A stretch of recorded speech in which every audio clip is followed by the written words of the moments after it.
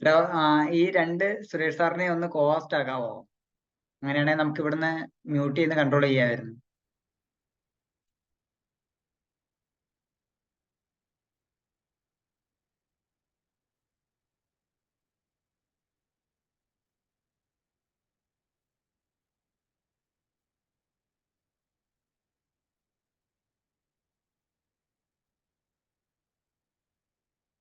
Okay, thank you.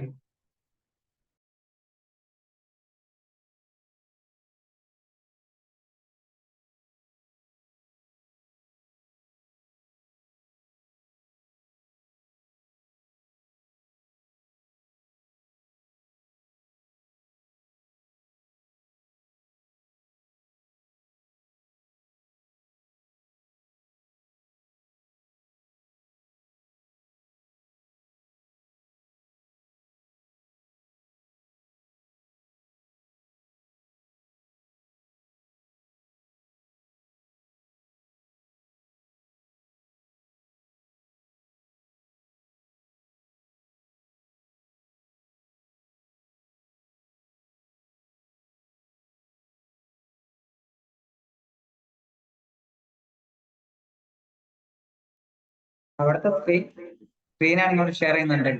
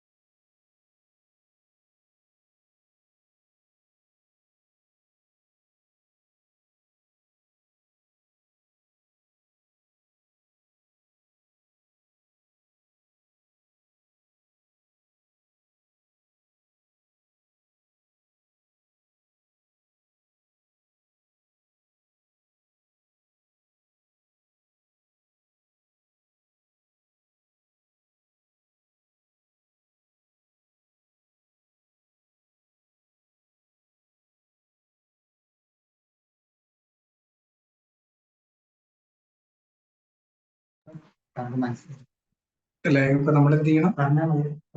ചെയ്യുന്നുണ്ട്. ഇതിൽ പറഞ്ഞാൽ മതി, ഓഡിയോയിൽ പറഞ്ഞാൽ മതി. എന്ത് ചെയ്യണം? അവരുടെ സ്ക്രീൻ ഇപ്പൊ ഷെയർ ചെയ്തോണ്ടിരിക്കും. അല്ല, നമ്മളെന്താ പറയേണ്ടത്? IMA സ്ക്രീനാണ് ഷെയർ ചെയ്തോണ്ടിരിക്കുന്നത്. ക്ലോസ് ചെയ്യാൻ പറഞ്ഞത് എങ്ങനെയാണ്?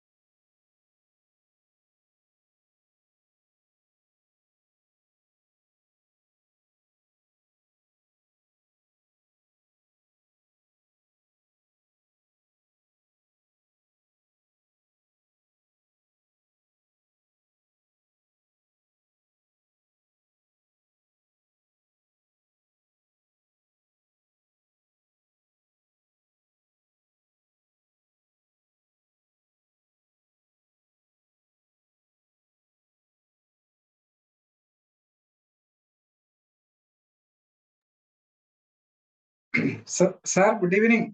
Good evening good evening. ഇന്ന് അവര് വരില്ലായിരിക്കില്ല, മറ്റവര് വരില്ലാവില്ലല്ലോ. സാറ് മ്യൂട്ട് ചെയ്തിരിക്കുക. എന്റെ സുരേഷ് കുമാറാ മ്യൂട്ട് ചെയ്തേക്കണേ.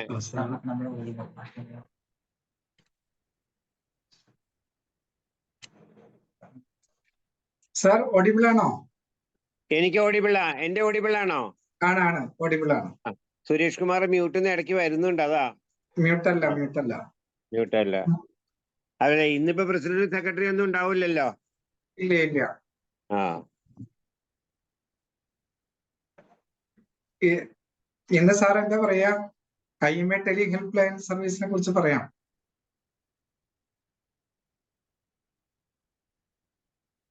ഹെൽപ്പിംഗ് ഹാൻഡ്സിനെ കുറിച്ചല്ലേ? ടെലി ഹെൽപ്പിംഗ് സർവീസ് അല്ലേ? Tele help line, IMA helping hands tele help line service.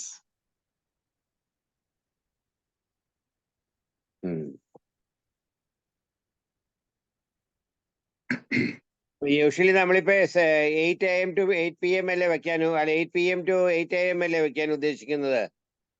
8 PM to 8 AM. 8 AM. Then നമുക്കൊരു 50 വോളണ്ടിയേഴ്സ് ഇല്ലേ? നമുക്കിപ്പോ ഒരു 45 ആയിട്ടുണ്ട്. 45 വോളണ്ടിയേഴ്സ്. അപ്പൊ ഡ്യൂട്ടി എടുക്കേണ്ട വരുന്നത് അപ്പൊ അങ്ങനെയാകുമ്പോ ഒരു 1.5 മാസത്തിൽ ഒരിക്കലാണ് ഡ്യൂട്ടി വരുള്ളൂ. once in 45 days. പക്ഷെ എങ്ങനെ എന്നാലും അത് പറയണ്ട, നമുക്കൊരു second caller, second volunteer, third volunteer, fourth volunteer ആയിട്ട് ഇരിക്കേണ്ടി വരും. അതെ. പിന്നെ ഒരു കോമൺ നമ്പർ ഉണ്ടാവുമല്ലോ, ടോൾ ഫ്രീ നമ്പർ അല്ലേ? ടോൾ ഫ്രീ നമ്പർ ഉണ്ടാവും. അതിന്റെ ഡീറ്റെയിൽസ് നമുക്ക് ലാസ്റ്റ് ഡേയിൽ അതോറിറ്റീസ് വിൽ ബി എക്സ്പ്ലെയിനിങ് അല്ലേ? അവരുടെ സർവീസ് പ്രൊവൈഡർ നമുക്ക് പറയേണ്ടി വരും. ഒരു ഹാൻഡ്സ് ഓൺ ട്രെയിനിങ് വേണം.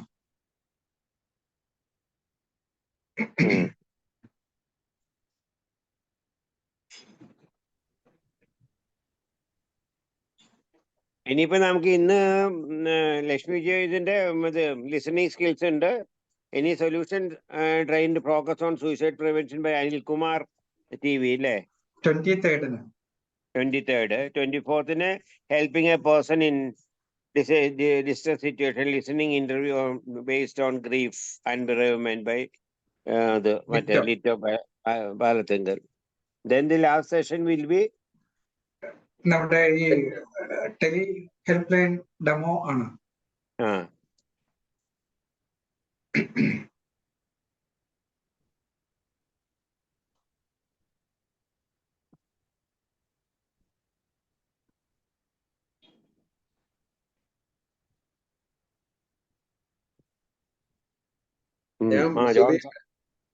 അല്ല, ഞാൻ ആൻസിപ്സിന്റെ ഒരു മീറ്റിംഗ് നടക്കുകയായിരുന്നു. അപ്പൊ ഞാൻ അതിന് ചാടി വന്നപ്പോ ഷാജി എല്ലാം കൂടെ സയന്റിഫിക് ടീമിന്റെ. അയ്യോ എന്റെ ഭഗവാനെ, അവർ രണ്ടുപേരും ജോമോനൊക്കെ ഉള്ളത് കൊണ്ട് രക്ഷയായി, ഷാജിയും ജോമോനും. അല്ല, കൂടുതലും ഈ സെന്ററിന്റെ കുഴപ്പം അത് അവരുടെയാണെന്നേ. ഞാന് വിനയകുമാറിനോട് പറഞ്ഞ മാഷെ, പണ്ടൊക്കെ 30 ദിവസത്തിനുള്ളിൽ എല്ലാം നിങ്ങൾ ചെയ്തു തരണ്ട. What happen? It is like that nowadays, you can't say anything എന്നാണ് വിനയകുമാർ പറയണത്. എന്റെ ഇടയ്ക്ക് രണ്ട് ലേഡീസിന്റെ കേട്ടോ. ലക്ഷ്മി വരുമ്പോ ഹോസ്റ്റ് ആക്കണ്ടേ സുരേഷ്? ചെയ്യാം സാർ, പറഞ്ഞിട്ടുണ്ട്. ഞാൻ IMAയുടെ ഹെഡ്ക്വാർട്ടേഴ്സിൽ പറഞ്ഞിട്ടുണ്ട്. ഇനി അത് ശരിക്കും മാഡത്തിനെ ഹോസ്റ്റ് ആക്കണമെന്നില്ല, നേരിട്ട് ഡയറക്റ്റ് ആയിട്ട് ഷെയർ ചെയ്യാം. മറ്റേ ഇത് വല്ലതും തന്നോ? സ്ലൈഡോ വല്ലതും ഉണ്ടോ? മാഡം പ്രിപ്പയർ ചെയ്യുന്നേ ഉള്ളൂ അല്ലേ? ഈ ലക്ഷ്മി വിജയകുമാർ മിസ്സിസ് ആണോ മിസ്സസ് ആണോ? മിസ്സിസ്. ഹസ്ബൻഡ് സൈക്കാട്രിസ്റ്റ് ആണ്, മകൻ സൈക്കാട്രിസ്റ്റ് ആണ്.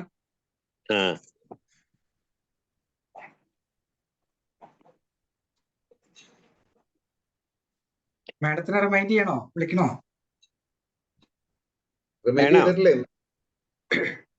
ഞാൻ രാവിലെയൊക്കെ വിളിച്ച് പറഞ്ഞിട്ടുണ്ട്. ആ 2-3 മിനിറ്റ് കൂടി ഉണ്ട് എന്റെ വാച്ചില്. 3 മിനിറ്റ് ഉണ്ടോ?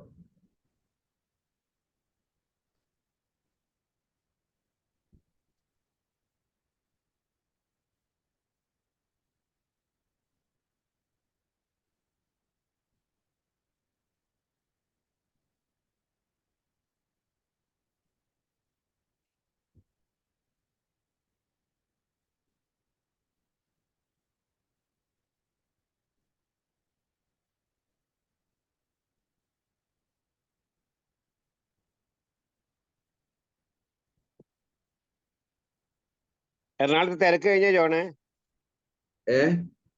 തിരക്ക് അങ്ങേര് കഴിഞ്ഞ റോഡ് രക്ഷപ്പെട്ടു. അങ്ങേര് വൈകി വന്ന കാരണം രക്ഷപ്പെട്ടു. അങ്ങേര് ഒരു ആണോ? 7:30 അല്ല, നാളെ ഇപ്പൊ ലേ മെറിഡിയനിൽ ആ വഴിക്ക് തിരക്ക് കാണും. ഞാൻ മറ്റേ വഴി തൃപ്പൂണിത്തറയിൽ അങ്ങനെ തിരിഞ്ഞു വന്നാ മതിയില്ലേ?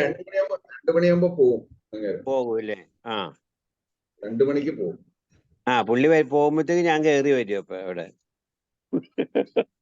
അതും ഹെലികോപ്റ്ററിലാണല്ലോ, എയർപോർട്ടിലേക്ക് ഹെലികോപ്റ്ററിലാ പോകും. ആ ആ ഞങ്ങളുടെ വീടിന്റെ മുകളിൽ കൂടെ ഹെലികോപ്റ്റർ പോയത്. ആണോ? പല എഴുത്തൊക്കെ ഇട്ട് തന്നിട്ടുണ്ടായിരുന്നോ? ഇല്ലില്ല.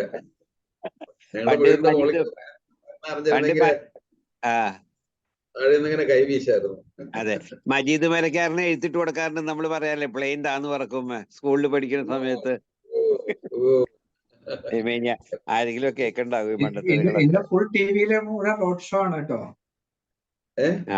ടിവിയിൽ മുഴുവൻ റോഡ് ഷോ ആൻഡ് ചർച്ചകളാണ്. അതിനെ ചുറ്റിപ്പറ്റിയിട്ടുള്ള ചർച്ചകളാണ്. എനിക്ക് ആ ചിത്രയുടെ കാര്യം ഓർത്തിട്ടാ വിഷമം കേട്ടോ. ഞാൻ കുറെ എഴുതിയിട്ടുണ്ടായിരുന്നു. പാവം ചിത്ര, എന്ത് സിമ്പിളായ ലേഡിയാ. ആർക്കും ഒന്നും പറയാൻ പറ്റില്ല ഇപ്പൊ, അതാണ് പ്രശ്നം. ഞാൻ 3 വർഷം മുമ്പ് നിർമാല്യത്തെ കുറിച്ച് എഴുതിയതായിരുന്നു. ഇപ്പൊ അന്ന് നിർമാല്യം വന്നതിന് ഇപ്പൊ എന്തായിരുന്നു അവസ്ഥ എന്നുള്ളത്.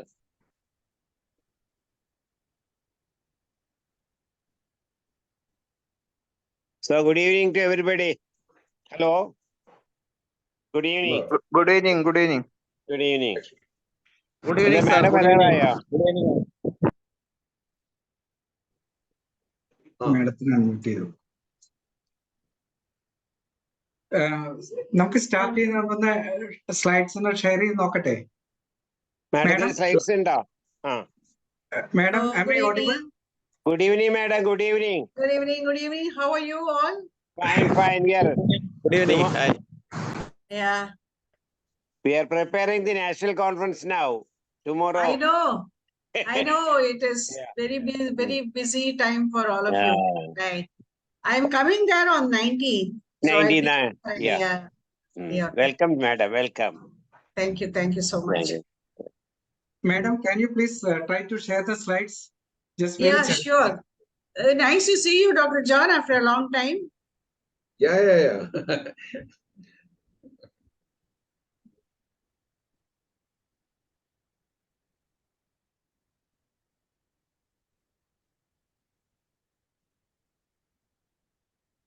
Is it visible now? Yes. Yes. Visible. Okay, great. So do you want me to start or? No, madam. We will start with our proceedings, formal introduction and all. Okay. Till then, you can stop sharing.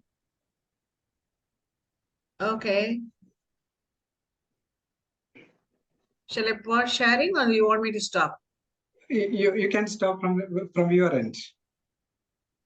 You. Yeah.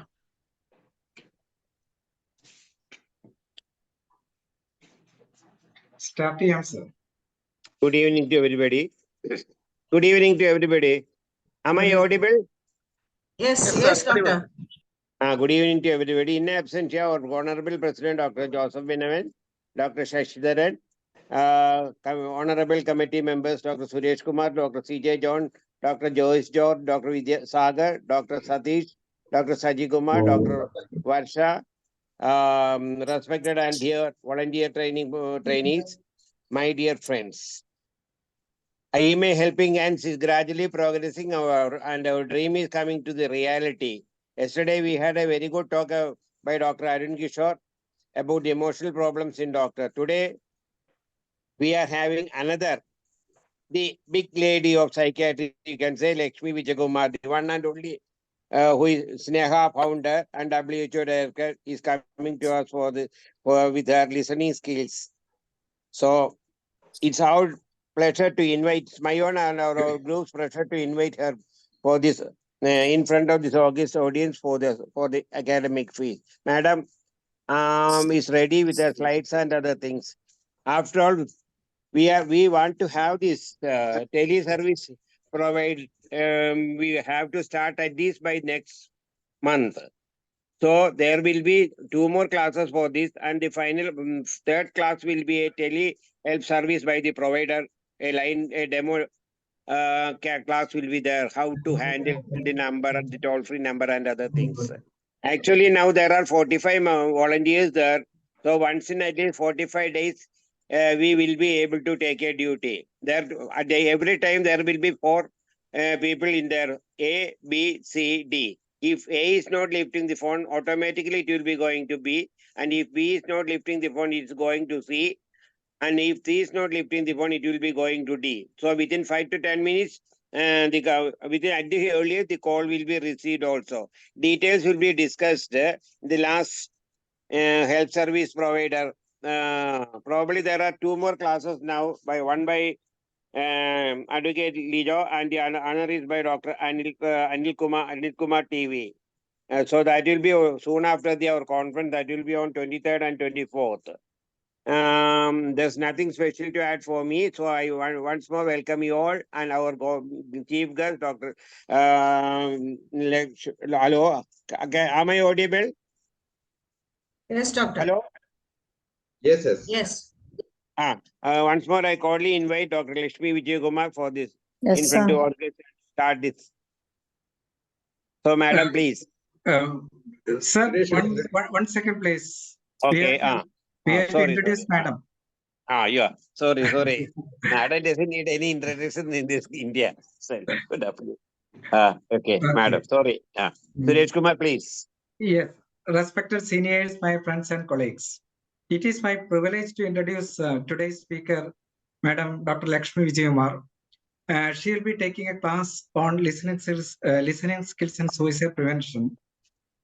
In fact, she is our mentor, and she is the guiding force in suicide prevention activities. She has many publications in national and international journals. She is the founder director. Actually, she is the founder of Sneha Suicide Prevention Center. That is the first preventing center started in India. She is the HOD of Psychiatry of VHS Hospital, Chennai. And she is the honorary associate professor of University of Melbourne. And she is also the member of WHO Network on Suicide Prevention and Research. With these words, I will hand over the mic to CJ Jones, sir, for further proceedings. CJ Jones, sir. Dr. Lakshmi, we met 28 years ago. It is 28 years now. That was the time when the Sneha team had come to Kalamassery to organize a befriending center in Kochi, which is still functioning. Maitri is still functioning, 28 years now. I remember probably being interviewed by Usha, your volunteer at that time. She was a teacher. To be selected as an volunteer with some listening skills to handle this center. She had spent at least 1 hour with me, probably probing whether I can probably leave the attire of a doctor and probably be in the shoe of a listening person. And finally decided that yes, I can be among the 23 volunteers those days. We 2 were doctors. One was not a psychiatrist. She was a gynecologist, retired gynecologist. Why I remember these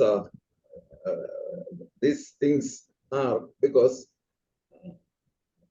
it's not very easy to be a listener. It's always very good to be an advisor or probably somebody who talks or giving advice. Listening is a very hard job. And spearheading probably the volunteer service in suicide prevention in India through Sneha. Dr. Lakshmi is the right person to probably tell us about the very difficult task of listening. And we'll certainly listen to you, Lakshmi. We'll start the basic lesson by listening to you. Thank you so much for the kind introduction. Kind welcome, Dr. Sudarshan and Dr. Suresh Kumar for organizing, and Dr. John. It's a pleasure to see you. And as both Dr. Suresh Kumar and Dr. John said, they're all running befriending centers and listening centers. And actually, when Dr. Suresh Kumar asked me to talk about listening skills, I said, what am I going to talk about listening skills to mental health professionals? I mean, the listening skills is one of the basic requirement of a mental health professional, and all the people are going to be mental health professional. So what am I going to say? And he said, Madam, share your experiences. That I'm willing to share. So in that note, what I would like to say is that, I mean, the slides which I show, I'm sure any one of you can pick it up anywhere, or you would know it by self. So my request is that we make it as interactive as possible, okay? So that please feel free to stop at any time, ask doubts at any time, clarify any time, or share your experiences anytime. Because we all know what listening is actually, but the only thing is, as Dr. John said, it's really hard to practice, you know, even though we know what it is, it's really hard to practice it, particularly more so when a person is in a suicidal crisis and when the person is in the telephone and not in front of you. So with that, shall I start? Sure, ma'am. Sure. Thank you. So I'll share my screen. Are you able to see my screen? Yes. Yes. Okay. So, why is it not coming? Why is it not moving?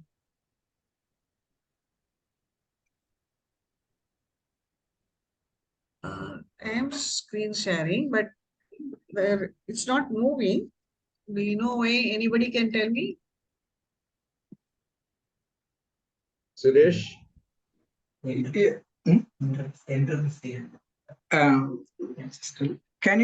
press the enter, madam? Yeah, I am. Let me stop and then start again.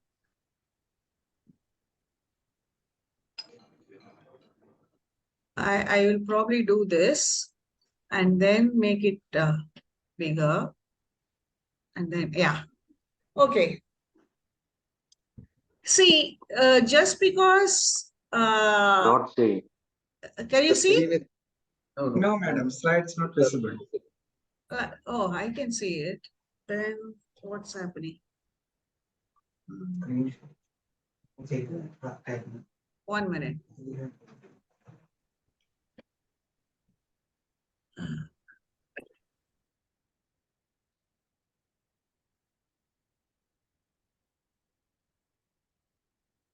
Can you see? Yes, now I can Yes. see. Okay, I think the problem is if I make it a full screen. Is it okay if it's a this kind of a screen? Okay, ma'am. Definitely. Okay. It's okay. Okay. So, what is listening? Okay. 1 minute. I just go here. Okay. We think we are listening because we are hearing something. Okay. When somebody talks, we hear that. And so we think we are listening. Okay. And the other misconception about listening is that it's a passive activity. Somebody is talking, I'm listening. And we consider ourselves as good listeners if we are not interrupting somebody who's talking or looking away, or if we are just looking at them, then we feel, okay, we are a good listener. But actually, it is not. Listening is the fundamental communication between two human beings. Okay.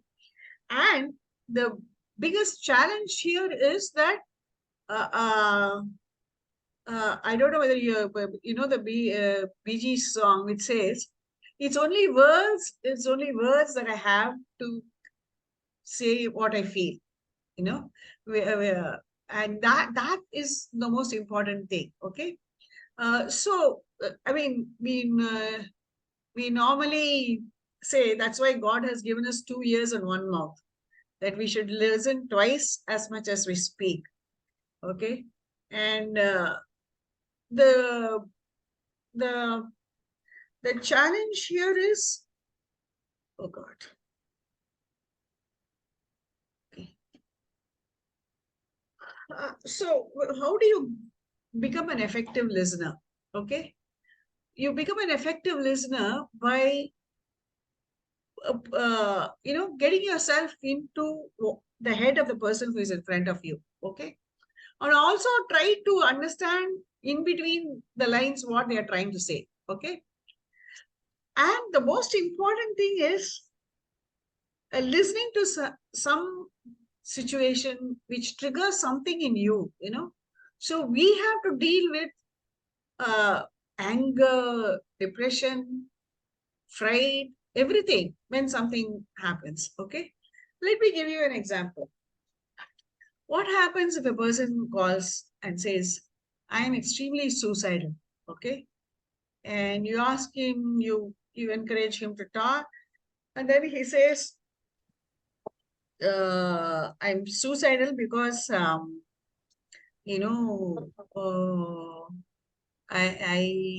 have a relationship with my daughter, sexual relationship with my daughter, and my wife found it. Okay, so are you going to be able to empathize with this suicidal person as much as your rage? How can a father do this to the daughter? So those are the kind of situations you will come across when a person who's suicidal calls you. Because we must remember that the person who calls the suicidal person line probably have not been able to talk about some majority of the issues to somebody else. See, if it is a problem which I have, for example, I have diabetes, okay, I can talk to any one of you, okay, and you will understand what I'm going through. I have no stigma attached to saying that, okay. But if I say I have HIV and I want to talk, I'll be very careful whether I want to talk to you, right? The same way, a person who's suicidal, for a variety of reasons, if they are willing to call a helpline, then it means that they feel they may not be understood if they talk to somebody else. Which means that what we hear may be something which is unpalatable, not like something which provokes emotions in us, something which provokes anger in us, hatred, whatever it is. So the biggest art of listening is to how do we get over all these things, okay? And sometimes, for example, if the person calls and says, I am on the floor, I am on the 14th floor, I am in the balcony and I'm going to jump, okay? I saw your number and I am calling, okay? So what do? Immediately we get frightened, isn't it? We don't know how to cope with this. How can I stop? Because suddenly we feel the responsibility of that other person's life is in our hands. So one wrong word could make him jump. One right word could pull him back from the balcony. So how am I doing the right thing? So those kind of issues are also important. And as I had said, it is just not listening is not a passive act. It is not, being attentive. There is a difference between being attentive while somebody is speaking, hearing what the people are saying, and listening, and then active listening, which is what we require when you are dealing with a person who is suicidal. Okay. We think it is simple. We all think we are all great listeners. We all think, not one of us feel we are not good listeners. Okay. Because A, we think we are good listeners. B, we think as professionals, we have developed this art of listening to people. We listen to people all the day. So we know what it is to listen. Okay. But the most important thing about listening is you facilitating a person to tell then their innermost thoughts, feelings, their life, everything. Okay, that is the listening. Okay, there are various types of listening. Okay, reflexive listening. This is what I say. Okay, you're saying something, but I'm hearing something in my mind. Okay, you are saying, okay, I have failed in my exams. I feel like life is not worth living, and so on. But what you're thinking is in your mind, how can you think of ending your life just because you have failed in a class test or something like that? Okay, so our thought processes is what takes upper hand over what the other person is telling us. Okay, then we have an external listening. It's for example, if somebody is crying and saying things, we are more bothered about their crying. Why is she crying? What are the words they are saying, without understanding what they feel. That is external listening. Then there is, we use our own intuition. For example, if the person says, I'm suicidal, I want to die, but you feel, okay, he or she is just making a threat. She's not really suicidal. Okay. Then you use your own intuition. Okay. But the most important thing while listening is to hold the silence. If somebody has called, many of them may have difficulty in opening about their situations, their problems. They are not sure whether they have made the right decision to call you. They are not sure whether you'll understand because you're a stranger. Okay. How can they trust you? How can they know that you will be confidential? How can that be possible? So many of them will take a lot of time, silence. And how you handle the silence is very, very important.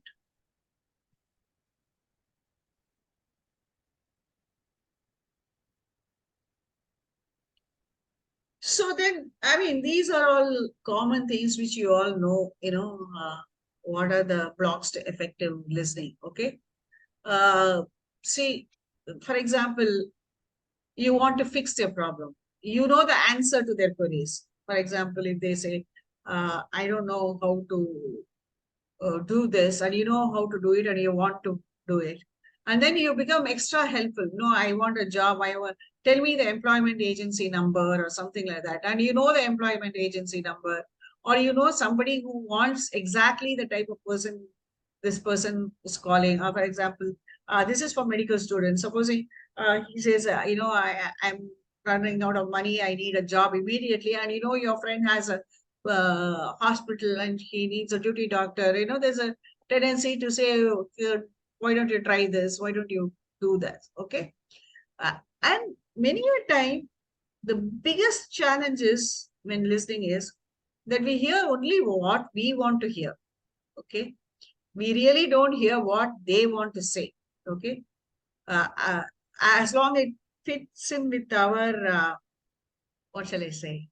Fits in with our scheme of things or our understanding and all that, we are okay. Okay. So, or sometimes you are in a hurry, you say you're operating between 4 and 10, and this call comes at 9:50, and you're just about to close and go off at 10 o'clock. You somehow want to wrap it up quickly so that you can get off at 10 o'clock, So that is the other big challenge. Okay. Or if somebody calls up and says something like politics and say, you just don't argue with those people. Okay. And when a person is suicidal and on the other line, it is very, very, very normal to feel nervous and feel vulnerable yourself. Okay. So, what are the negative listening habits to avoid? It is your mind is preoccupied with something. The person is calling and you are worried about a patient whom you have not seen, or you have a call from your father, or you are not feeling well, you are having a fever, all that. Okay, mind is, and then somebody who keeps on interrupting. When you are listening for understanding the situation better, you're not actively listening. We think we ask questions, we interrupt, we do this so that we can understand their problems and the situation better. Actually, that is not active listening. Active listening is not to think about the problem, to think about where the person is coming from, how the problem is affecting him. But we have a tendency to focus on the problem because it's very common for us, because we want to solve the problems. When somebody comes to us with a problem, our immediate instinct is to solve the problem. Okay, so we kind of interpret, we want to provide an answer. Okay, things like that. Okay, or sometimes when they have many, particularly suicidal callers, when they come, they will say one thing initially. They'll say, I hate my mother, or things like that. Then after 15 minutes, they'll say, oh, my mother loves me.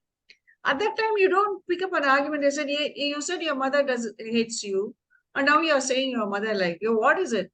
You know? So looking for some minor errors they make, minor arguments they make, okay, is a challenge. And the person who gives advice, many of the people who are callers would have received umpteen number of advices from a variety of sources. Okay.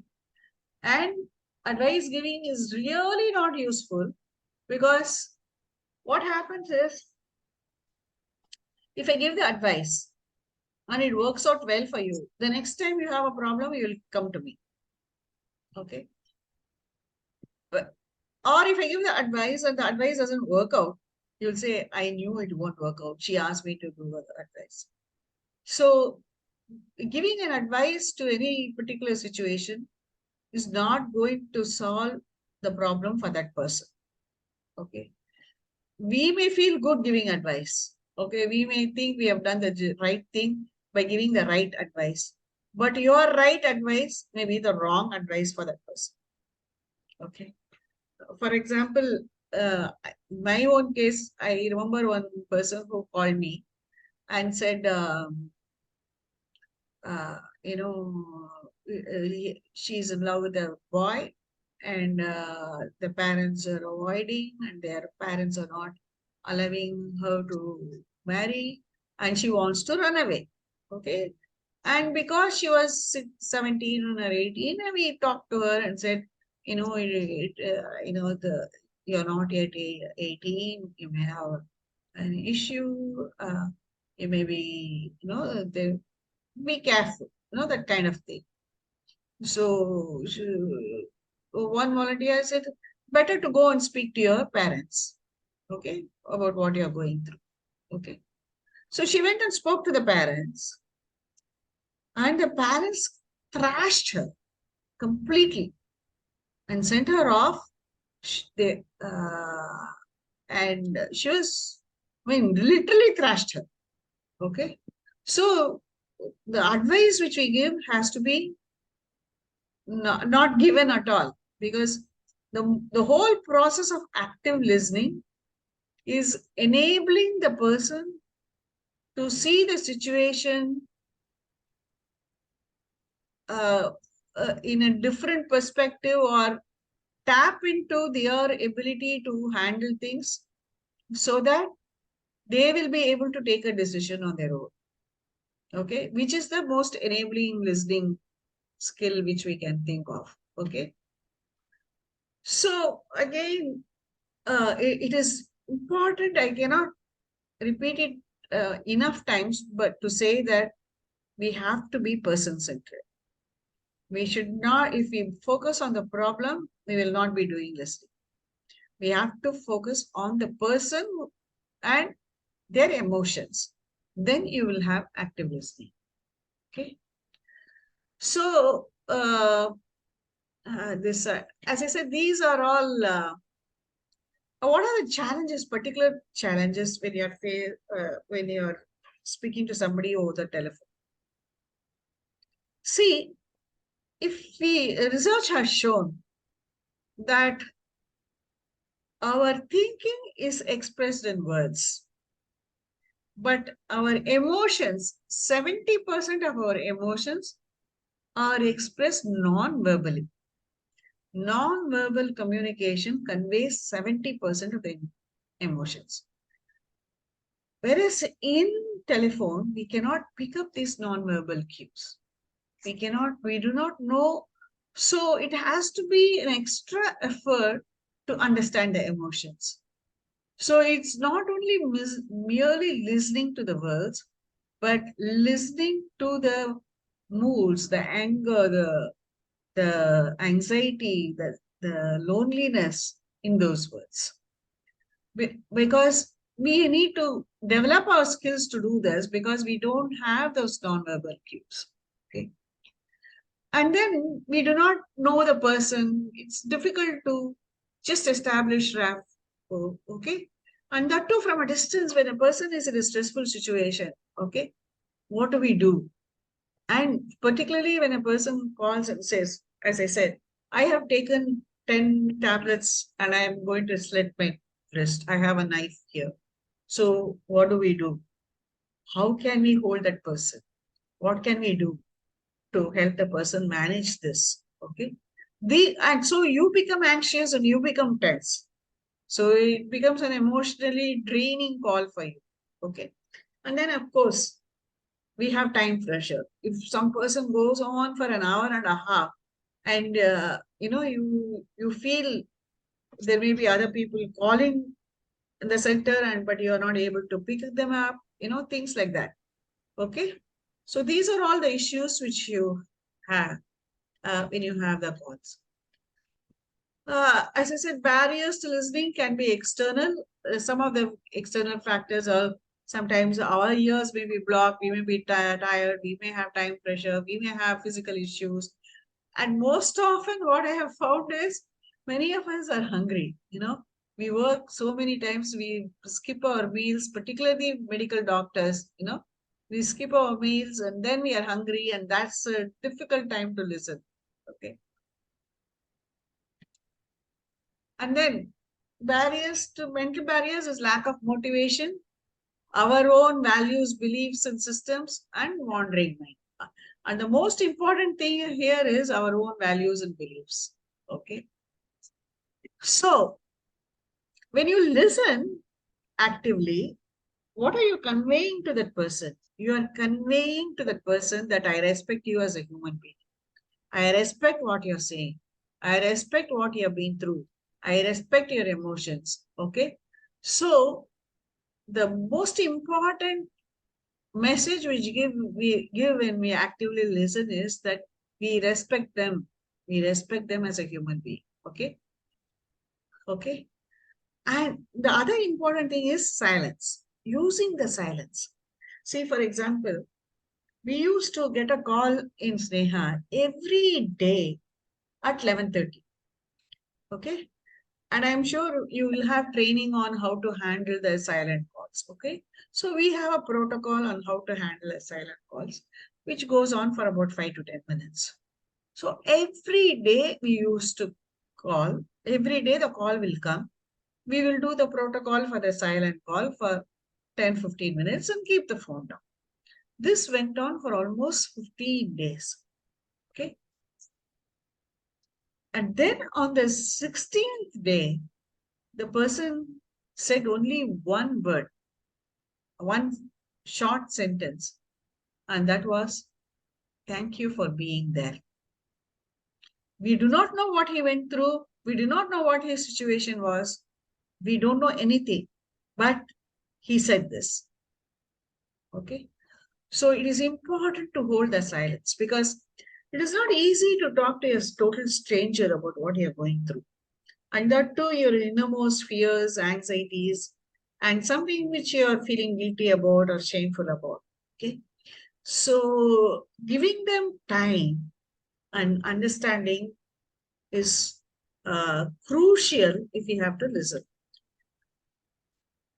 So what are some useful phrases? Okay. It is okay to clarify or confirm. Okay.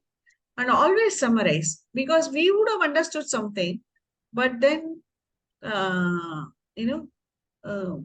they'll say, no, no, I didn't mean it like that. I was just angry. I said those words, but I don't mean like that, you know.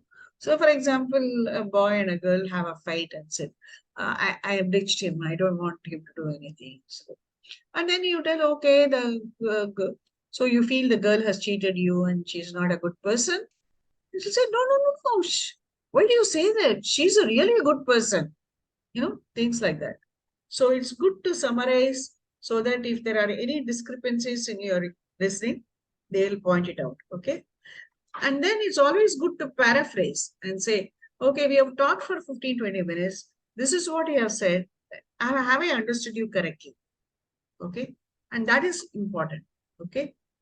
As I said, this is only listening skills, but there is a lot of things which goes on when you are particularly handling things through the telephone and through this for a person who's suicidal, how actually evaluate the risk of suicide, how actually you talk to them out of, say, having access to the means, how do you talk to them? I think probably that will come in the later sessions on how you actually handle a person who's suicidal and then calls you. This is only about listening. But if you have any further questions on that, I am very happy to answer that. So this is what we call as the listening wheel. No, this is a wheel. Okay. So we start with short words of encouragement. Okay.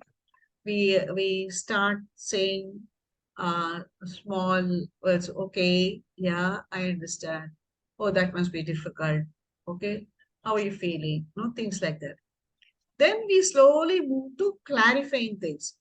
When you say that you don't do well in school, you mean you academically you think you're not doing well, you know, or you're finding it difficult to study. I don't understand. Or clarify.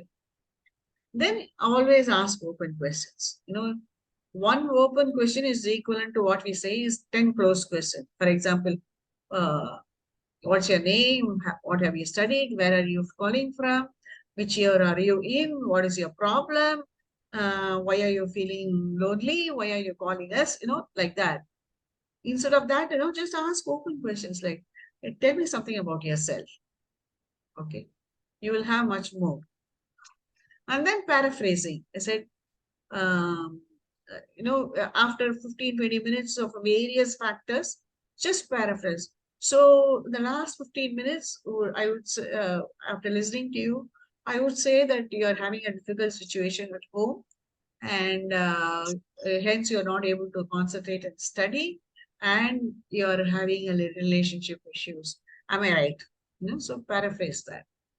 And then reflecting. So reflect back, okay? You said you were really angry with your mother. Do you feel really angry with your mother? Or with what she has done? No, things like that. And then finally, before closing the call, you have to summarize. You know, we talked about this, we talked about this, we talked about this, and you are feeling very upset and lonely and suicidal. Are you feeling better now? Would you want to talk more? Would you want to call us again tomorrow? You know, do you want us to call? You know, so kind of summarize. And when you summarize, give some option for them. There are 3 things which we need to do when you summarize. One is an option that they can call you, an option that they will call you whenever they are suicidal. Okay. And an option to call whenever they feel they are unable to call. These are the things. Now, there are a lot of challenges in this. And one of that is people may misuse your telephone lines. Okay.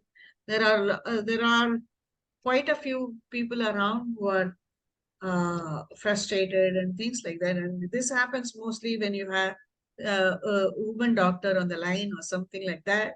The guy may call and want to hear a female voice and masturbate. No, those kind of things may happen. And the volunteer or the person who will feel very cheated and feel very dirty. I've come here to help somebody. I'm being used, you know. So you have to have training session on how to handle these kind of sexually demanding calls. And you also have to be careful to differentiate between people with sexual problems and people having sexually demanding calls. Okay. Many people with sexual problems would have difficulty in talking to other people about their sexual difficulties and may feel depressed and lonely and suicidal, and they may call us. Okay. So those are the people whom we need to talk, we need to understand, and we need to do that. Whereas in sexually demanding calls, the demand is, the focus is on for their sexual gratification, not for seeking help for their sexual problem. So that differentiation, we should keep it in mind. But the most important thing I would say before I close is that to be completely non-judgmental, a person who calls us would have exhausted probably their friends and relatives, or they would be having something which they are not able to talk to anybody about, or they feel extremely guilty and shameful about. Okay. So those are the kind of people who will call us. Okay. So if you are expecting to have somebody who calls and says, I'm feeling lonely and depressed, and it will be easy to listen to them, only about 5 to 10% of the calls will be like that. Majority of the calls would be difficult because it will challenge your own values and beliefs. It will challenge your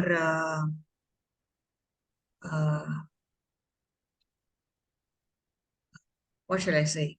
For example, recently we had there was this person who had an affair with a girl. I mean, who had a girlfriend, but married somebody else. Okay, and the wife has gone home for delivery and has delivered a small baby 3 months old. But he is continuing the affair with his former girlfriend. Okay. So, and he feels, oh, I'm very confused. I don't know what to do. I'm not able to leave my girlfriend. But I'm married and I have a child. What should I do? And then it questions your own beliefs. What is this guy up to? How can a guy play this kind of a double game and cheat two women? You know, those kind of things will come to you. Okay. And for example, a person called, okay, and he is a software engineer. He called her and said he has the features of exhibitionism. Okay. So in the elevator, he chooses the elevators in the big office, and when a single lady is caught, he exhibits, and then he feels bad. So when he calls up and tells you, I'm feeling extremely bad, and I'm not able to control it. Okay. I went to a couple of psychiatrists. They said there's no medicine for this. Okay. I don't know how to control. I am dead scared that someone, so far, I've done it 2-3 times in this new office. Nobody has complained. But what if somebody goes and complains, I would lose this job? My family depends on this. So how will you talk to this person? How will you be understanding of your situation? How will you be empathetic if you're a woman? You know.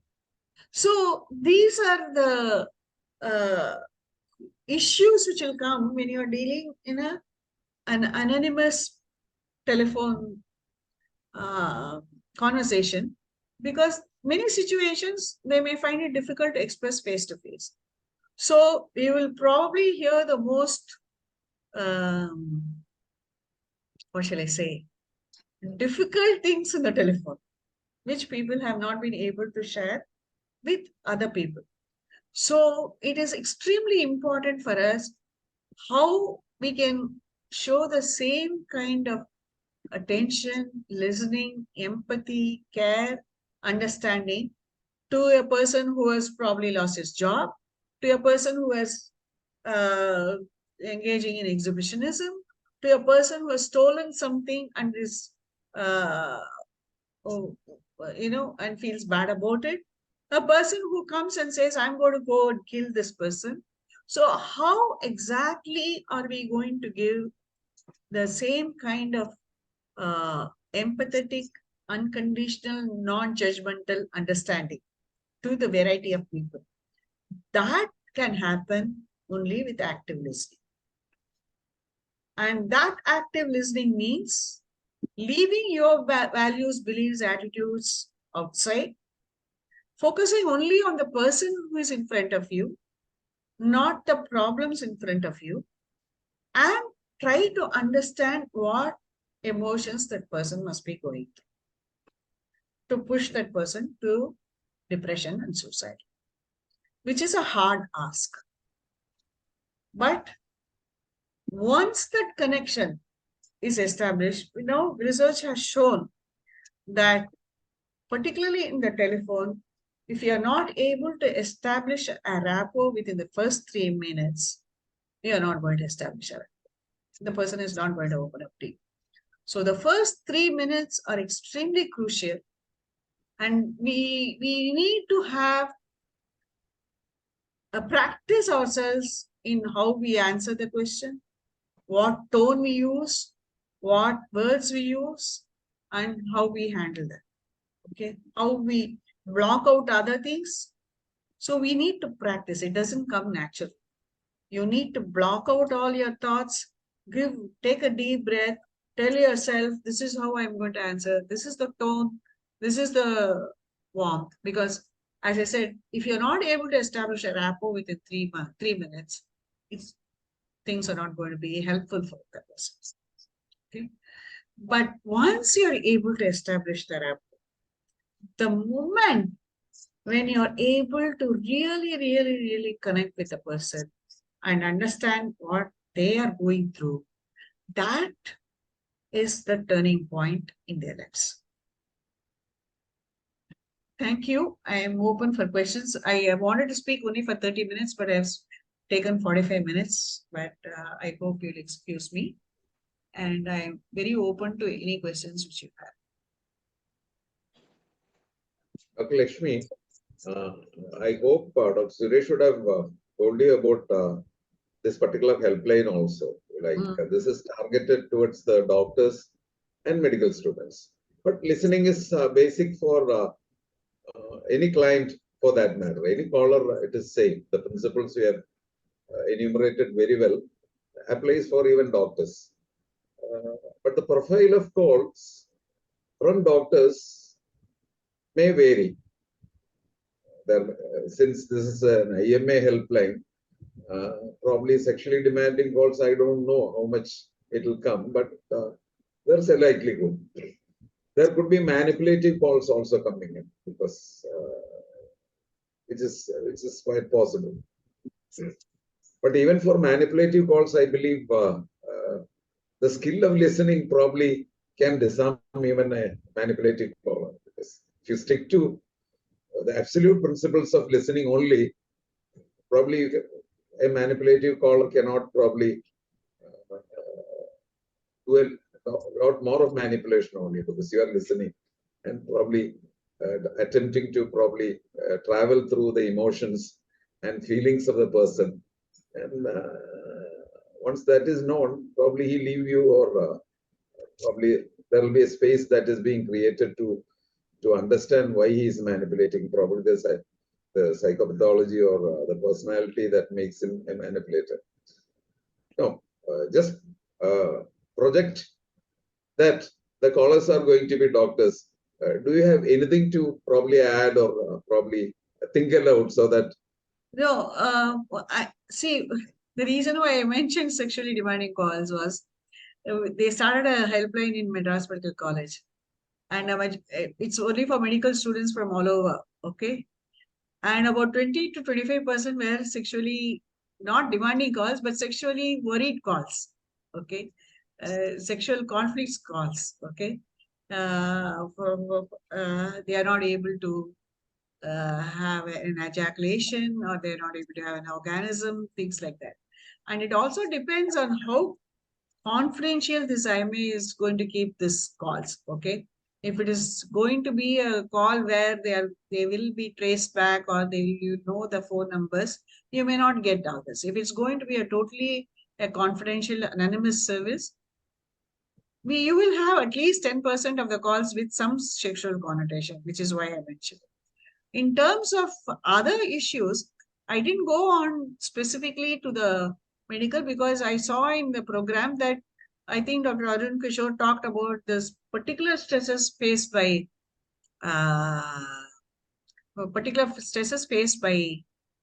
medical students in the I didn't want to dwell into that. But what I would like to say is there are 2-3 things where we have to be heightened. As I said, very difficult to talk in listening topic alone, because the stresses faced by medical students are different. The suicidal assessment is probably a little different, because they probably have more access to the means of suicide compared to a lot of other people. Okay, their knowledge about what to do is also more. Okay, so those are the issues. But when it comes to listening, I think it is applicable to everybody, in the sense that we leave our judgments and values and beliefs outside and listen to them completely non-judgmentally with active listening. So since this topic was this, I confine myself to that. When you're dealing with medical students, it is better, how do I say that? It is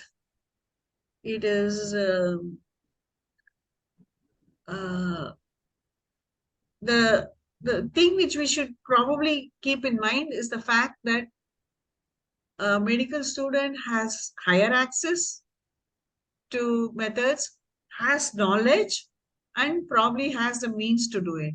So you need to be extra vigilant when you're dealing with thing. And of course, everybody knows what kind of pressures they have. So when example, if they're saying, okay, this pathology exam is too difficult, I can't do it. Okay. We cannot say, oh, pathology is not a crucial, you can always carry on. No, even if this exam you fail, it's not going to deter you from going to the final year. Try avoid giving those kind of suggestions, from your experience. Okay. And or even say, okay, these exams are doesn't determine how successful you are in life. No, that's the common advice people give. Okay, we all know that, but for a person who is writing that exam at that point of time, knowing that, okay, for him that is crucial, it's not going to help him to say, after you finish your MBBS, nobody will care how many marks you get. Okay, it is no use telling them that. Okay, so we should be telling that to anybody anyway. So any other questions? Yeah, carry on, Dr. Lakshmi. no, please ask. No, go ahead. Questions? Hello, Dr. Sadish. Sadish, yes. Lakshmi madam, Dr. Sadish from Kottayam, madam. Yes, Dr. Sadish, please.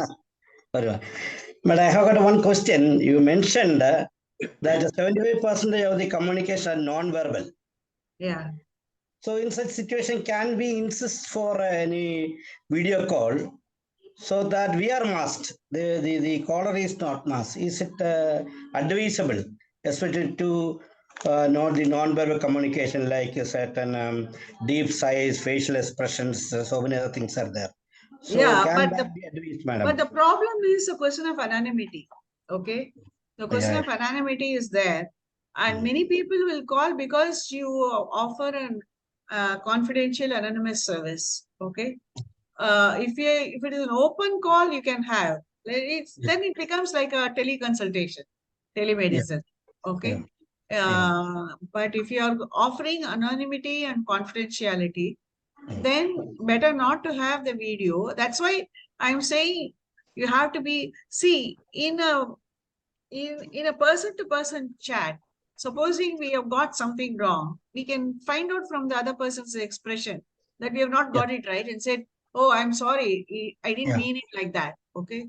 Which you can't do it in telephone. So you have to be that extra careful to see that you exactly get what they are saying. Yeah, right. Because it's very difficult to correct yourself over the telephone. So can we continue without ourselves exposed to others? Only caller is exposed to us. Is there any provision for such a things? No, that's what I'm saying. That is also not good, no? Not good. The caller doesn't want, and that too, you're offering it to medical students, okay? Yes. Yeah. They are very, very private people. They are very worried about everything else, okay? Yes, madam. Thank you. Thank you, madam. Sir, there is a question in chat box. Hello? What? I can't see it. Yeah, madam, there is a question in chat box. Thanks for your good narration of, can you explain the listening wheel by Dr. Thomas John? Yeah. The listening wheel is basically what it means is you start with clarifying and then open questions, then paraphrasing, then reflecting, then summarizing. And only when all these are done and you have got everything right, can you close the call. And it's like a wheel. It goes around and round. Okay. It's not that once you finish all this thing, you put an end to it, you know.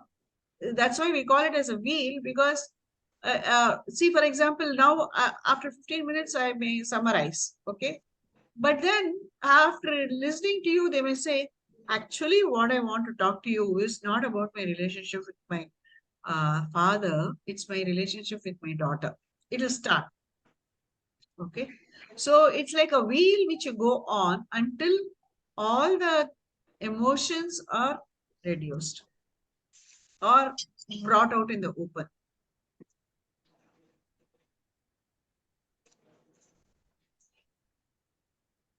Madam, one question. Suppose the caller, after 3 or 5 minutes, after the initial conversation, suppose he is scolding us, he is questioning our competency and using maybe some abusive words and all. So naturally, automatically, the volunteer may get offended and may get irritated, and he also may react emotionally.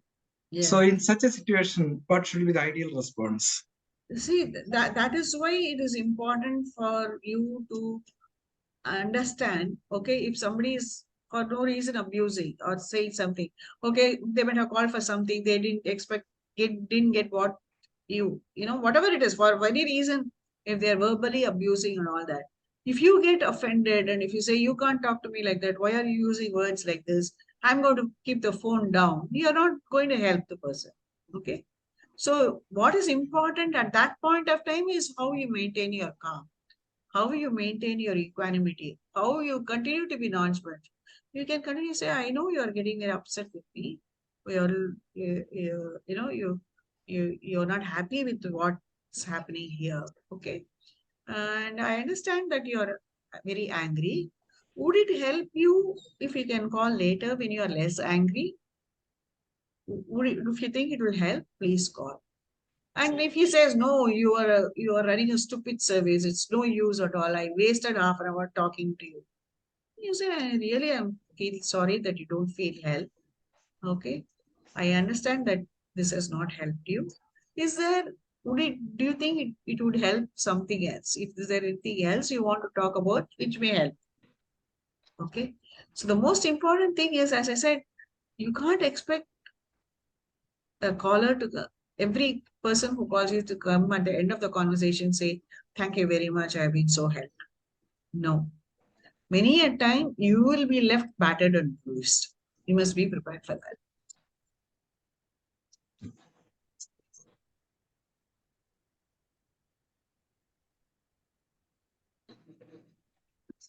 Even As for an example, even if a person who is mentally not all right, for example, a doctor who's gone schizophrenic or something like that, okay? And he calls and say, look, you guys are planting something on me. You accuse you, saying whatever I have talked, you have talked, spoken to the whole world. Now everybody is looking at me like this, you know? They can say that, right?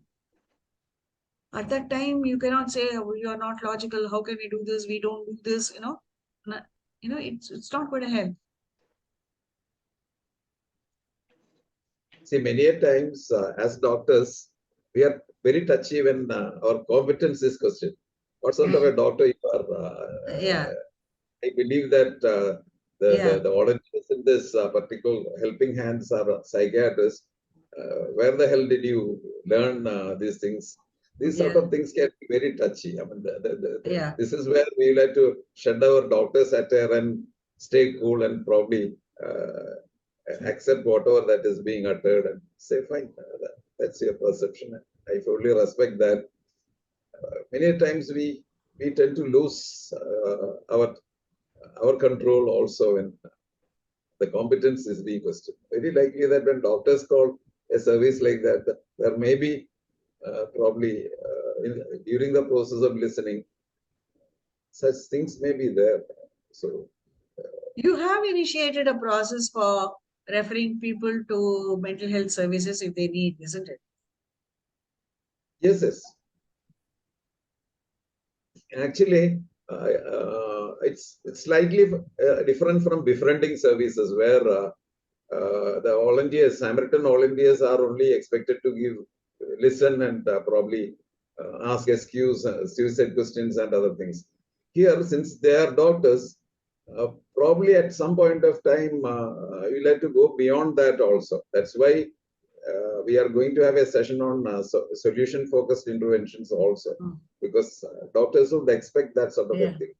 And IMA is planning a support group also, wherein they have a support team for doctors in need of help in all branches, 75 to 80 branches. They are going to have a team of doctors. Probably we can use that service also, probably as a step to outreach, or probably go beyond probably a helpline service, help somebody who actually. What is important in this, I think, is for people, for example, when a person is clinically depressed and calls you, okay, a doctor, how you manage to put him into to a psychiatrist and help them through that is something which it has to be in the SOPs of your helpline. True.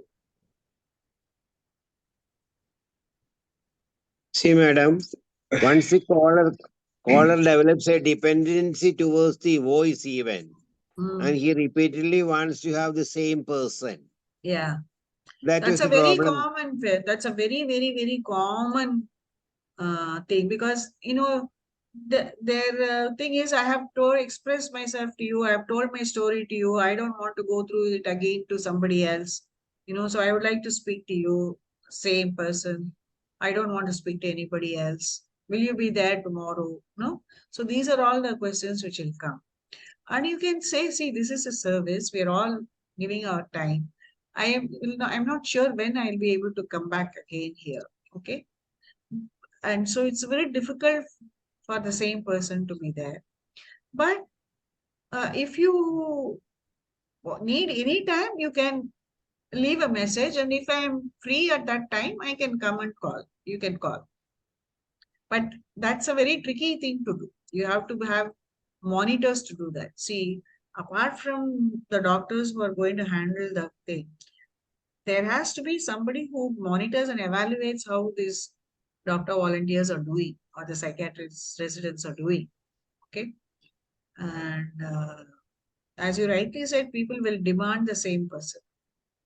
But you'll have to gradually tell them, it's a service which we are doing. Okay. I cannot be sure when I'll be back here. I understand what you're trying to say. But if I'm here, I'll be happy to talk to you. Thank you. Madam, another situation. Suppose the caller is not stopping his conversation. He goes on talking about the same topic again and again. And suppose the conversation prolongs like for hours together, and he is repeating the same thing, then how can we terminate that call? See, this comes in how you end the call, okay? So you summarize everything and say, we have talked about this, we have talked about this. And is there anything more new you want to say? Is there anything else you want to say? If it is not, we have talked about this. And can we talk, if there is any other issue which you want to talk about, we can talk about. Otherwise, maybe we can talk maybe a few days later whenever you feel you need to talk to us. That's how we do it. You kind of wrap it up once you know that whatever needs to be said has been said by him. Whatever you need to do, you have done it. And then it is just a repetition of the same thing again and again.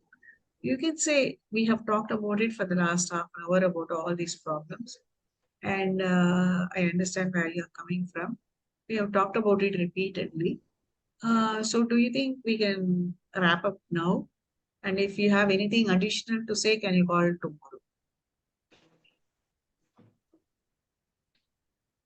Since this is doctor callers, I think the confidentiality statement has to be pushed in with due emphasis also, because Yeah, absolutely. Because it's a small community, which is why Dr. Satish, I said, prefer not to have video calls. Because if it's your student and he comes back and you see him as a student, it could work differently, no? Video call is not possible, madam, in our tele-helpline service. We'll have only voice facility. Okay. Audio facility, visual facility is not there. Okay. And it is only a call toll-free number, only one number. That number will go to the central IMA headquarters. From there, automatically the call will go to the volunteer who is on duty. So the caller will not get the phone number of the person who is responding to the caller. So here the anonymity is totally preserved. Good. now with digital advancements internationally, any helplines are actually using video calls now. Any idea, Dr. Lakshmi? See, the USA has started 988, okay? And they in one state, they tried using video calls. But that state had the lowest number of calls because of anonymity issues. So they stopped it. That has happened in a very digitally vibrant country also. Yeah. So needless not say how it is going to be here. Yeah. Especially doctors. Especially doctors. Video calls, there is a possibility for getting more and more STC, sexually demanding calls. So better to avoid that. Any more questions? Madam, I don't know whether I am asking you a correct question. Suppose we are getting repeated calls, healthy calls from a particular client, and at fine morning probably we'll have an urge that if suppose I give something, some medicines or something like that, he may be lifted from his depression or anything. Then at that moment, why can't we reveal our identity? Any wrong thing? Yeah, the problem is when you do that, then you are using your judgment. Okay, will you do it for everybody? We don't know. Say for example, if somebody is from another town, what will you do for that person? So best is you know that he will be better off with antidepressants. Then ideally, I would say you have a list of the people and say, please go to this person and tell them your problem. So have a resource, what we call as a resource list. For example, In Sneha, we have a resource list for short night accommodation. We have a resource list for people who have run away and come to Chennai, some one night accommodation. We have a resource list for services, private psychiatrists. We have a resource list for poor psychiatrists. We have a resource list for organization which gives free medication, things like that. So you can always refer them there. But when you start giving, then you will have a big line in your clinic, and then that will be a huge issue. Okay, thank you. So one more question. Listening to the profile of the helpline, these are psychiatrists managing doctors and medical students. Can you propose any sort of revision in strategies that may be required for such a helpline, like leaving the befriending model? No, the strategy here I would recommend is for a seamless referral to a mental health professional. Okay. Having talked about this, and if you really think the person requires mental health professional, you must have a system operating procedure where with the same kind of anonymity and confidentiality or whatever it is, or reduced but not reasonably, for example, to give you an example, if he is a resident in, say, pathology or something like that, okay, so then you can, if you need some consultation from you think somebody, a mental health professional, refer somebody from not in that institution, some other institution, next institution, the neighboring institution, things like that. So it's always good to have a good resource book. For example, have a list of psychiatrists whom you are confident will be good.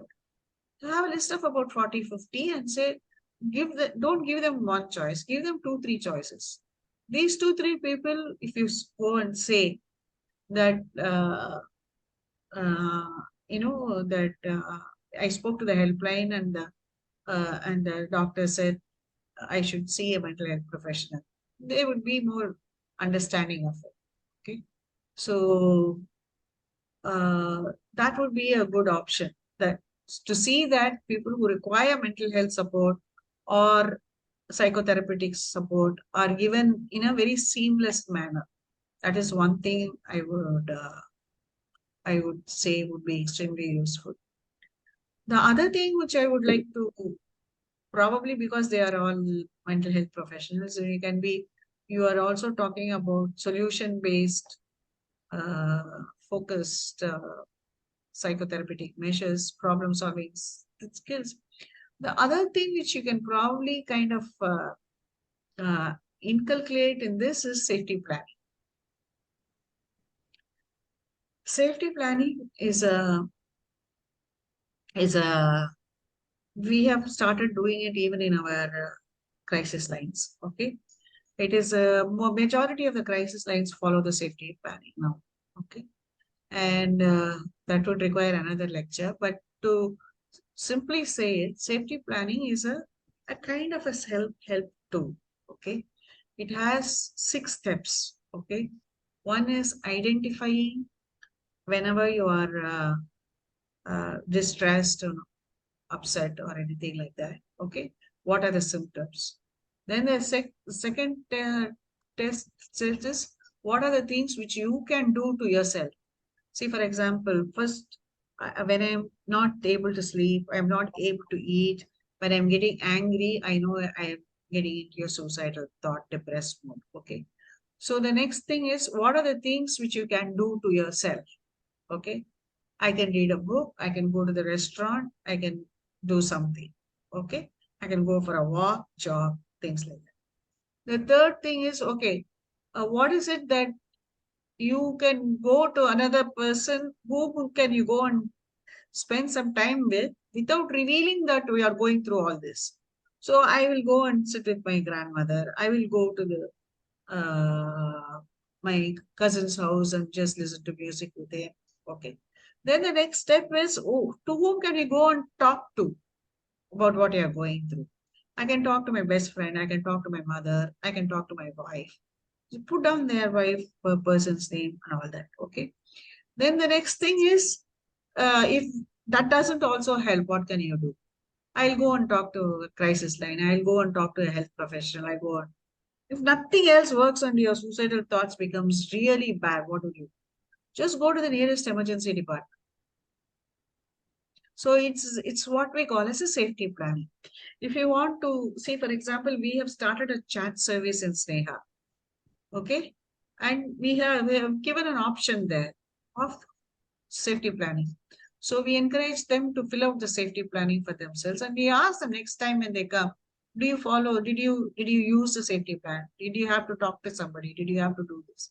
So safety planning is something which you can easily incorporate, and it has been shown to be extremely effective in reducing suicide attempts and suicides. Suresh? Sir, before ending the session, Dr. Joyce is waiting to propose vote of thanks. Yeah. Dr. Joyce?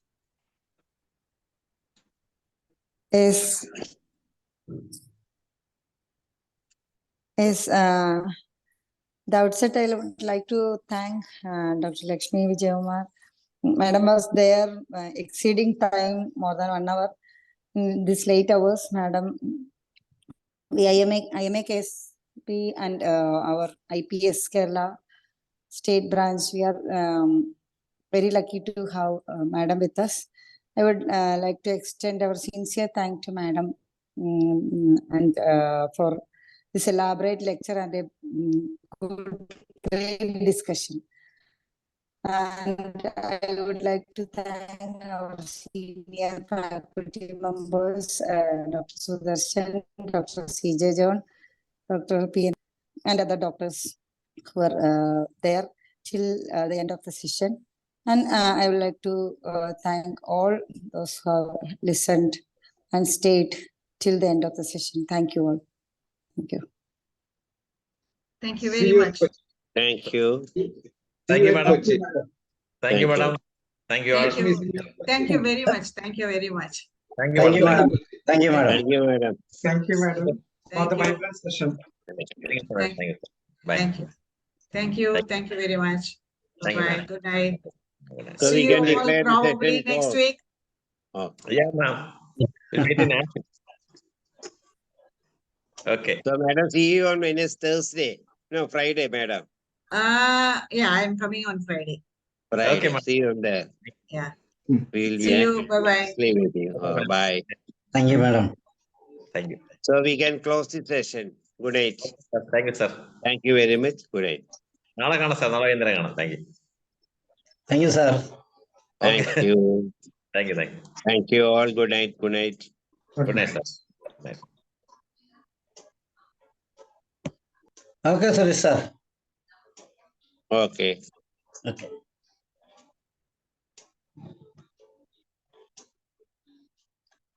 എനിക്ക് net കുറവാ, video ഇല്ലാത്ത.